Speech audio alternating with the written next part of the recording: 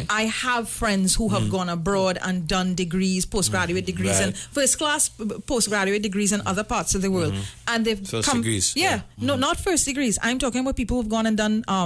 You mean after first class? First degrees as well as master's degrees, right? But all sponsored by the state. All sponsored by the state. Okay. And they get back here and they sit at home for months with nothing to do. But you can release some of the obligation if you don't. And so that's what I'm saying. In a situation like that, if you don't find anything for them to do, and they're actually told that if they don't get work within the first 2 years of returning, then they can go on to other things. So do you penalize these people? I don't see that you can penalize these people. It depends on whether Roger is being properly reported. Well, because what he's saying doesn't add up at all from what I'm hearing. I agree. It does not add up. And I also the gate situation. Gate actually insists that once you've finished your program, that you have to give service to the country. Yeah. Right? It doesn't. They say have to find a job for you. But it doesn't say that it has to be necessarily within a government ministry. No. It doesn't have to be in the public service. You give service back to the country. So to me, there are already rules, regulations, there are systems, procedures in place. Are these systems and are these rules being properly executed? Are things happening in a timely fashion? Because you have people graduating and sitting at home because there are no jobs. So it is true to say that you both are of the opinion that one, if you honor what exists right now, either you give back X amount of time to the country, or you repay the cost. That is if you break the law. Yeah. But if they can't give you a job, you must be relieved of the responsibility. Once you are here and available. Yes. And let's say I got a scholarship to become a doctor or something, or a lawyer or whatever it is, and once I was finished with my degree, I left the country and went somewhere else to work. That's a different situation. But if I'm here and I'm not having access to jobs, that's a different situation as well. So I think we need to know what context he gave the response that he gave. And is he saying that can help solve the economic problems that we are experiencing? It could be serious. Math is not my strong point, so I'm going to assume that he worked his math out better than I did. Yeah, but we should have access to the maths that he worked out. If we're going to talk about what he's saying. 30 minutes after 11 o'clock, and we have in brunch all the way up until 12 o'clock. I want to go into a situation of 12 Jamaicans who arrived here in Trinidad on two different craft. The craft, of course, both belong to Caribbean Airlines. Just that you know, and that's going to be important in a second. They were denied admission by the immigration authorities, and the reason I mentioned the airline is because once the immigration authorities, according to the Immigration Act, once they deny you entry, then you are now the responsibility of the carrier craft that brought you here. In this case, it was Caribbean Airlines. So they say that they were denied sleep. They said they were forced to lie on the ground. They said it was very difficult, and they were treated here, also denied food and water. Anyway, so they went back to Jamaica and went online. And they're calling for something that we saw happen before, which is the boycott of Trinidad and Tobago as a destination for Jamaicans, as well as the import of products from Trinidad and Tobago. We've got huge trading going on with Jamaica. So when they do that, it is not something that can be taken idly. The minister asked for a report. One was conducted by the immigration authorities. He reviewed it, and he found that nobody acted inappropriately. Right. All right. This situation, of course, does create a problem for Trinidad and Tobago at a time where we're looking to diversify. Yes. How do you control this situation? I'm going to open this first of all to Rhoda, because they are on the internet. That's where they went. They went on the internet, and they're free to do that. And they're free to do that. Yes. How do you counter a situation like that? Because one of the before you answer, one of the things that I noted here, they never addressed why they were denied entry. This is the main thing, and that is important. But they never addressed that. However, the result of that... No, I don't mean that the immigrants, if you want to put it that way, the people, visitors, did not address that. They did not address it. No, I'm talking about our ministry, the Ministry of CARICOM Affairs. Or not to simply say that they investigated and found no violation of the laws. They should tell us what, in fact, is the reason why. He did. What is the reason? I didn't get that. Yeah, what the minister said is that they were not able to sustain themselves. Okay. So that bit of the national security rules that talk about you being you need to be able to show that you've got enough money to sustain your trip here, which is something that I have to prove every single time I travel to any other country in the world. Yes. Yeah, Nobody asked me to prove that when I travel. I'm asked to prove that. I have been traveling the Caribbean for years. No, I'm not talking about... I must get the diplomatic passport from you. No occasion have I been queried about my abilities to... Okay, well, for me in the Caribbean, maybe not, but in other parts of the world, I've been asked... In fact, I've traveled elsewhere as well. I'm not saying it's not done.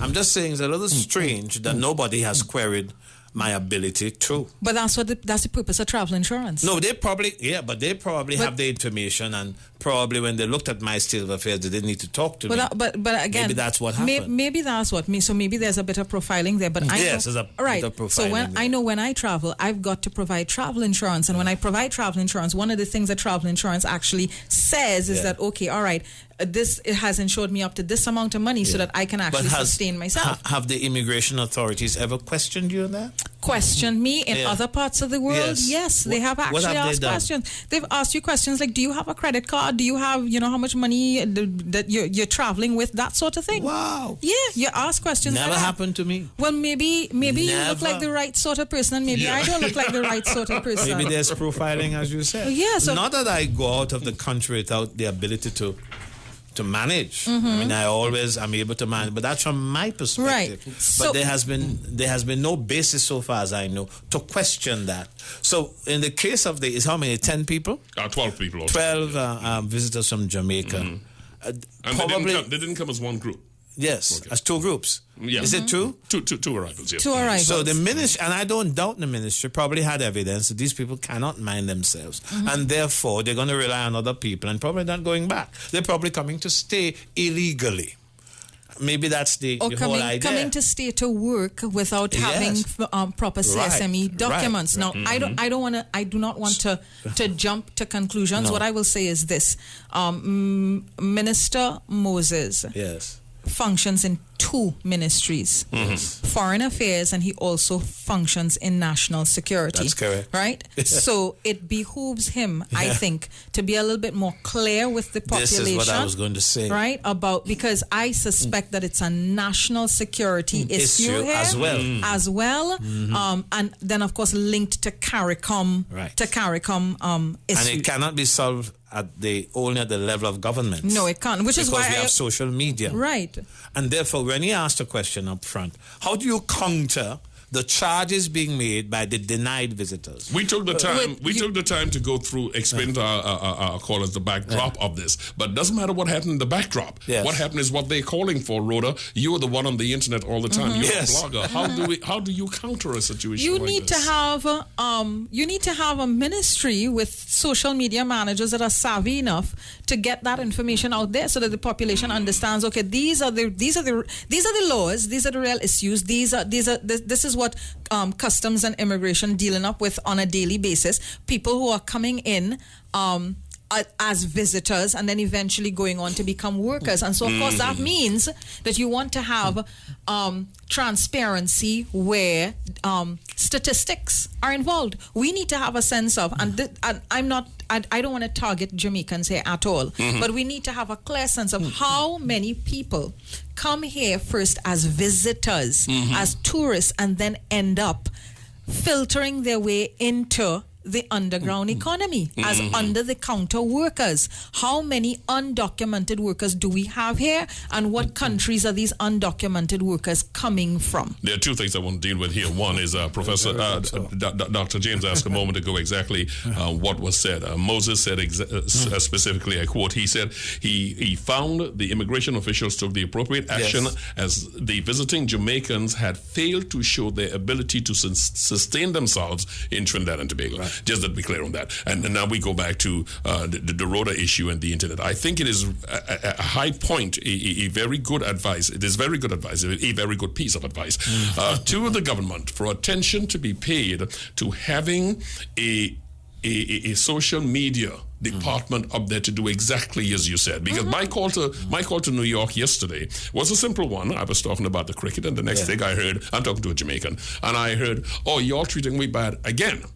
Now, and that's why I was happy we took the time to explain everything, the backdrop of it, because majority of people don't care about the backdrop. When you get things disseminated on the internet, folks take the little piece they get and they run with it. The next thing you know, you have, on the one hand, the government of Jamaica may take a position that we understand why this was done, and we will go no further with it. However, the general population, the populace in Jamaica thinks that Trini and Jamaica, because, we've had a wonderful history, tongue-in-cheek, and they will think that there is enough reason to boycott. I said to the person, so how did you get to where you got to and how you getting back? They traveled out of the country. She said, well, I ain't taking Caribbean Airlines going back. I'm going to JetBlue. And that's just an example of what I'm talking about. That is why social media is important. Rhoda's answer is important because we have to find a way in real time, not after our Minister of Foreign Affairs have a conversation, they come to a release collectively from Jamaica and Trinidad and Tobago. That can happen as well. The general part, that can happen to the intelligentsia, quite frankly, because the people who are running the streets are the ones who take the social media as their source of information way faster than your statement could ever be. Essentially, the government has to work way better and way more efficiently at running interference.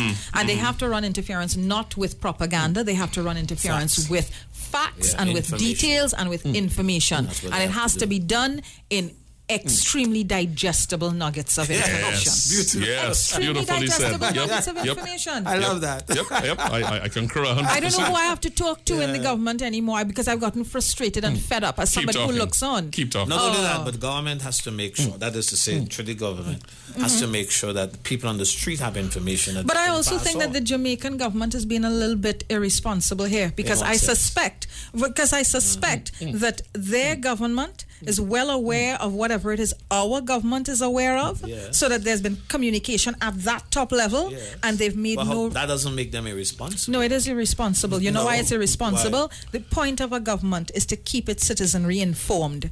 And if you've got your citizenry running back and forth with susu, right? And nobody is saying, okay, all right, these are the facts here. I know she spent time in Jamaica. I don't know. I love Jamaica. I love Jamaica. I love Jamaica. Listen, many beautiful friendships. Listen, if I have to reincarnate, I want to come back as a Jamaican. I do know that I don't read the Gleaner and the other newspapers as much as I should. Right. So I don't know what information has been passed on this issue. There's a boycott on. That has been around for a long time. No, but this is a new call for a boycott. It's just a renewal. But that thing is sealed. Yeah, but the previous boycott had to do with the whole ATM but comment. It's not, beyond that, Jamaicans will tell you that we have the advantage in terms of trade. Yes, they say that all the time. I'm not going to deny that, which is why I'm not going to come down on Jamaicans and say, oh, we have too many Jamaican nationals here.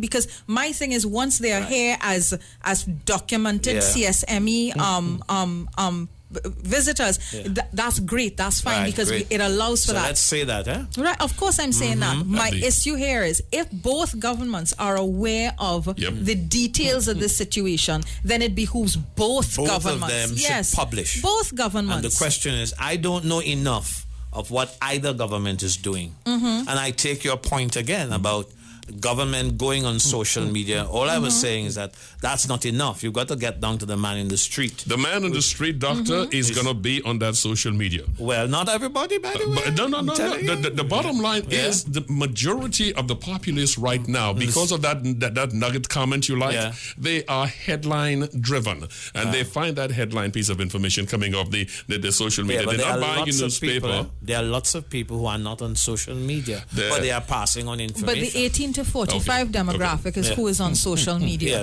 right? And if you've got the 18 to 45 demographic on social media, it means that they will pass the information on. But one is accepting that. One is also saying there are people who are not on social media that you have to reach, and there are other means of reaching people.